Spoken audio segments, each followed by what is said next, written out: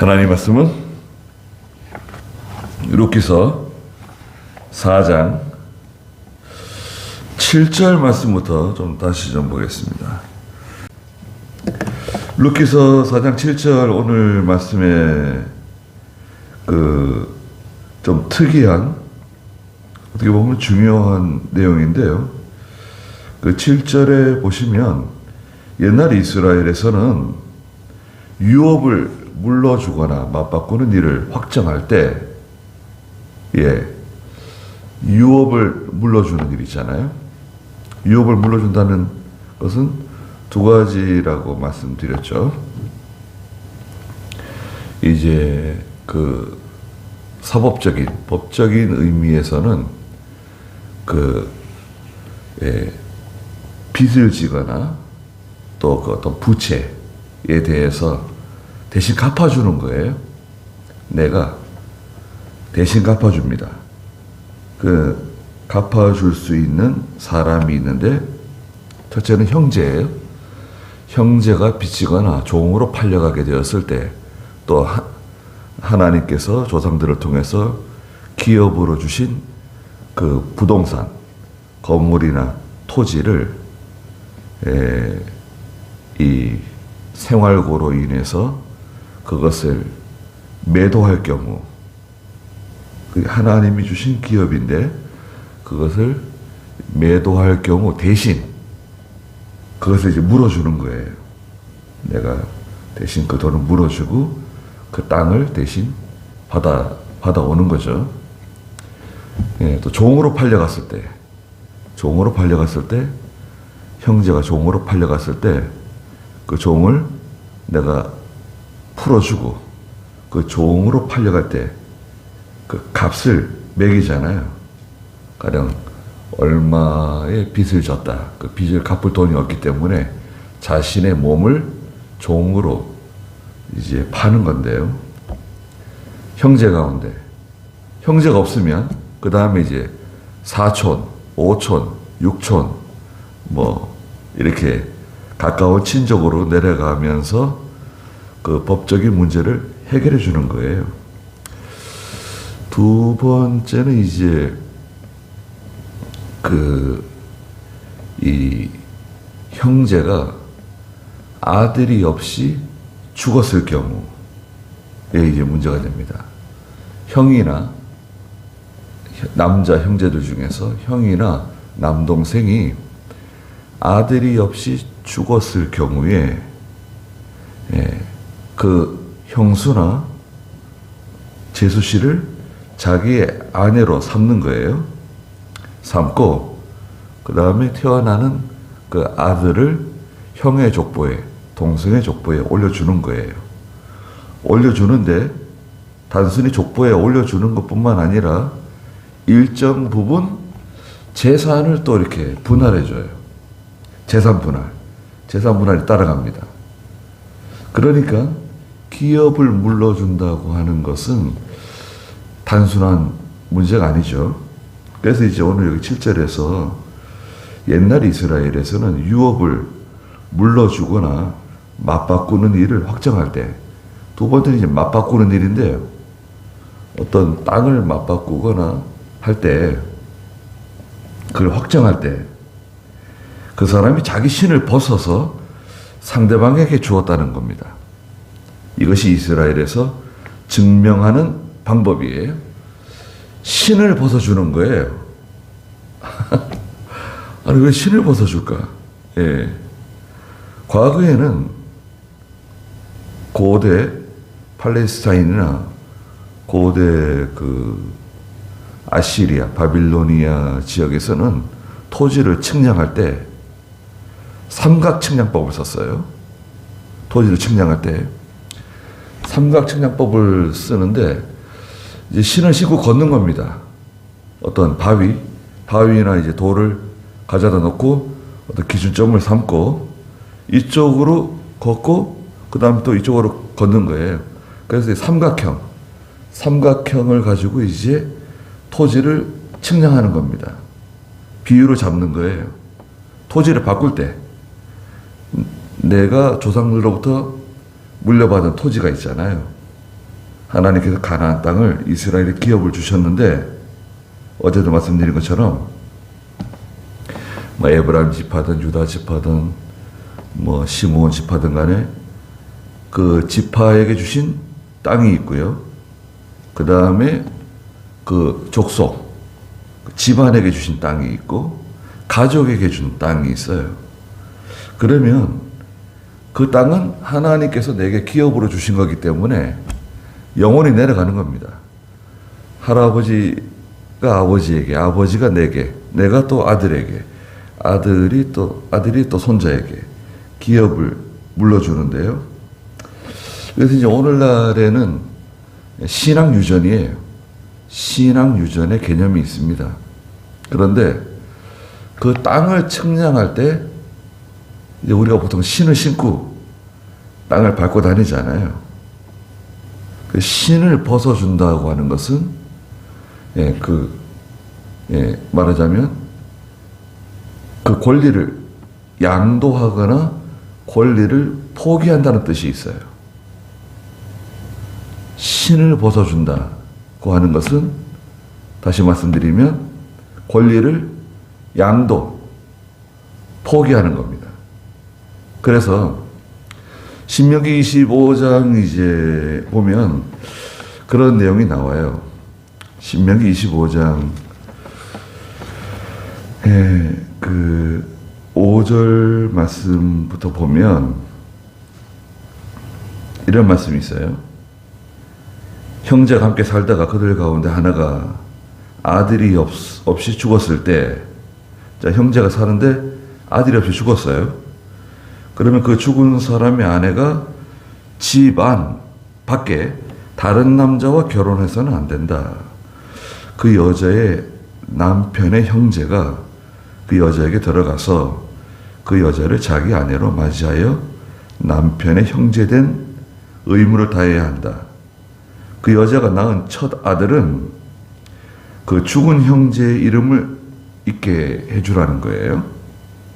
그리고 이스라엘 가운데서 그 이름이 끊어지지 않게 해줘라. 만일 그 사람이 자기 형제의 아내와 결혼하는 것을 기뻐하지 않으면, 의무사항은 아닙니다.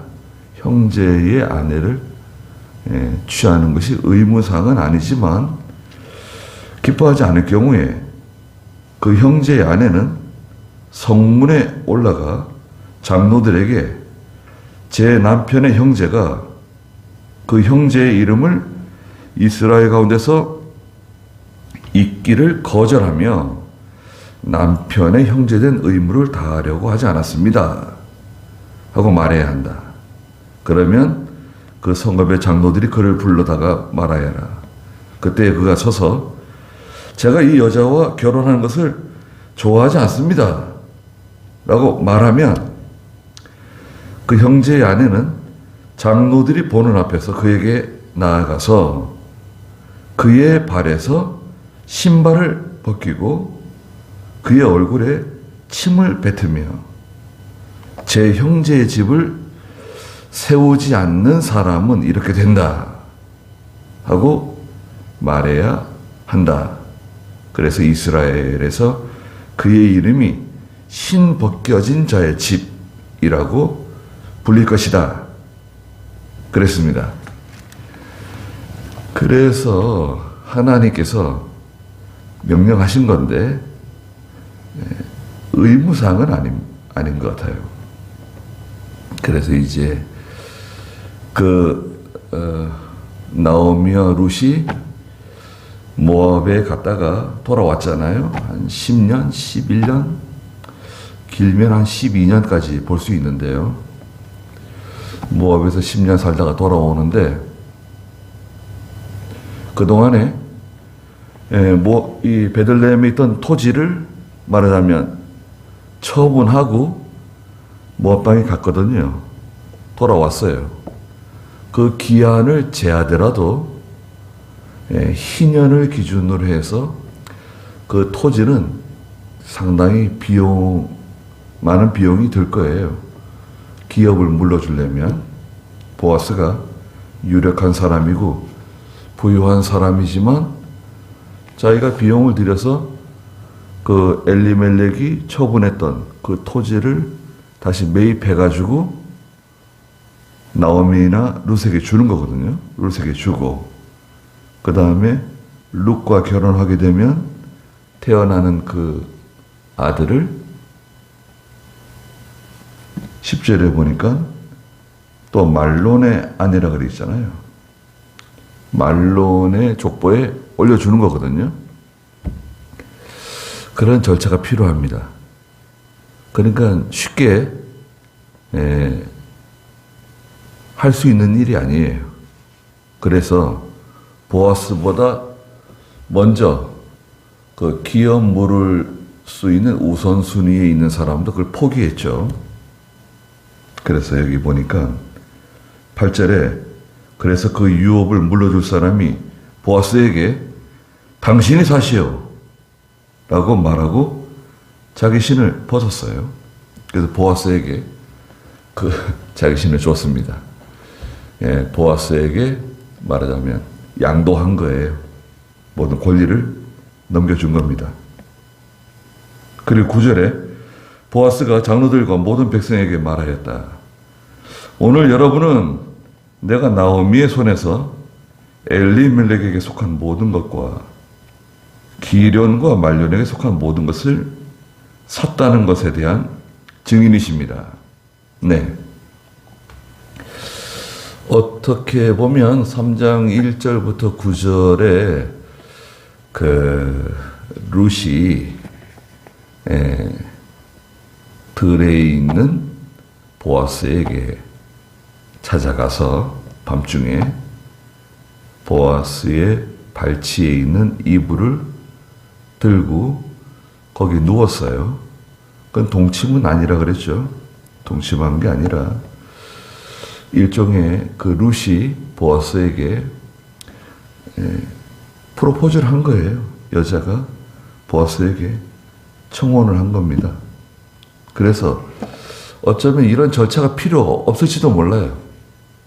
그러나 보아스는 절차를 밟은 겁니다.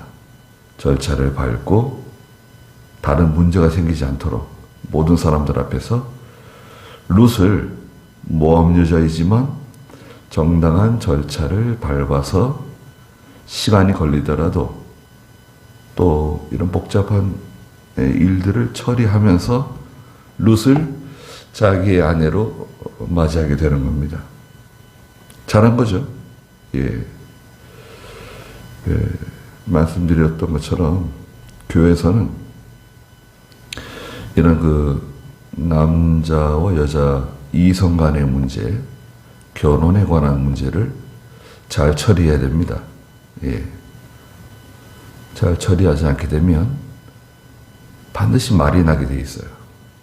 말이 나게 되어 있고 또 그것이 시험이 될 수도 있습니다. 예.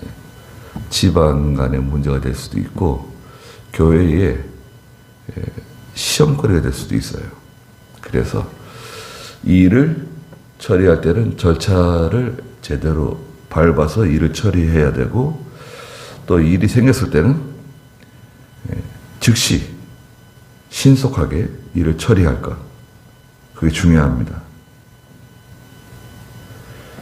10절에 보니까 또 말론의 아내 모함 여자 룻도 내가 아내로 맞아들여서 죽은 자의 이름을 그의 유업 위에 남기고 죽은 자의 이름을 그의 형제들로부터 그리고 그의 고향의 성문에서 끊어지지 않게 하겠으니 오늘 여러분이 증인이십니다. 그랬습니다. 보아스가 모함 여자 룻도 아내로 맞이하겠다, 아내로 삼겠다는 것을 공식적으로 드러냈어요.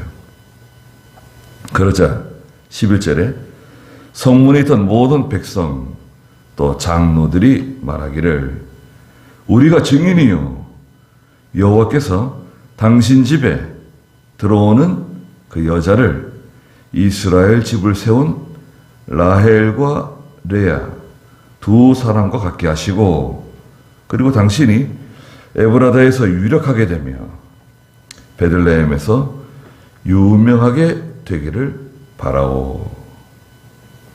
축복해 줬습니다. 우리가 증인이다. 하나님 앞에서 증인. 예. 그리고 하나님께서 이스라엘 집을 세운 라헬과 레아 두 사람과 같게 하시기를 바란다. 룻을 또한 축복해 줬어요. 라헬과 레아는 누굽니까? 예, 바단 아람에 살고 있는 야곱의 외삼촌, 예, 딸들이잖아요. 원래는 레아와 라헬이라고 불러야 되는데 성경에서는 라헬과 레아라고 예, 말씀하셨어요. 하나님께서 라헬을 더 귀하게 여기신 것 같아요. 이스라엘, 야곱이 낳은 12아들 가운데 레아가 낳은 아들들이 훨씬 많죠. 그리고 라헬이 낳은 아들이 누굽니까? 요셉하고 11번째 요셉, 12번째 베냐민이잖아요. 예. 요셉이 장자의 명분을 갖게 되죠. 11번째 아들인데 이집트의 총리가 된 요셉이 낳은 두 아들, 이집트에서 낳았죠. 므낫세와 에브라임. 그래서 장자의 명분을 받았고 두 지파의 권리를 얻었어요.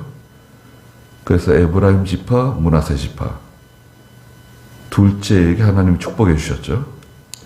그래서 에브라임과 므낫세, 그 다음에 레아가 낳은 아들들, 하나님께서 복 주신 것처럼 룻을 통해서 하나님께서 복 주시기를 바란다. 축복해 주었습니다. 12절에 여호와께서 이 젊은 여자를 통해 당신에게 주실 후손으로 당신의 집이 다말이 유다에게 낳은 베레스의 집과 같이 되기를 바라오 라고 말해줬습니다. 다말은 이방 여자죠. 다말이 유다에게 낳은, 유다가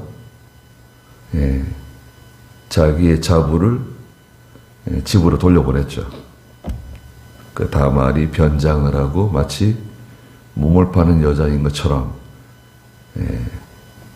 가장하고 유다와 동침을 하고 낳은 아들이 베레스죠. 다말이 있습니다. 예수님의 족보에 다말이라고 하는 이방 여자가 들어와 있어요. 또 말씀드렸던 것처럼 여리고의 기생 라합이 예수님의 족보에 있습니다. 그리고 그 기생 라합이 낳은 아들이 바로 룻기서에 등장하는 보아스죠. 그리고 보아스가 룻을 아내로 맞이해서 낳은 아들이 바로 오벳이죠. 오벳. 사장 마지막에 있는 것처럼 오벳이고, 오벳은 이새를 낳고 이새는 다윗을 낳게 되죠. 그래서 룻은 다윗의 증조모가 되는 겁니다. 예수님의 족보에 이런 이방 여자들이 있고, 또 예수님의 족보에 그렇게 말하자면 어떻게 보면 출신이 썩 좋지 않은 그런 여자들이 들어와 있어요. 그래서 우리는 그 출신이 중요한 게 아니라 믿음이 중요하고, 오늘날에도 믿음이 중요합니다. 어떤 사람인가? 믿음 있는 사람. 또 그 성품이 좋아야 돼요. 그래서 하나님께서 그 가정에 복을 주시고 자녀들에게 복을 주시고 대대로 그 믿음이 잘 유전되도록 하나님 해주시길 바라는 겁니다. 또 우리 자녀들에게도 그런 점을 잘 이렇게 기억해서 믿음으로 살 수 있도록, 그리고 우리 믿음이 잘 유전되도록, 세상에서 잘 되는 것도 중요하지만 믿음으로 살고 하나님께서 기뻐하시는 그런 사람이 될 수 있도록 우리가 잘 지도할 필요가 있습니다.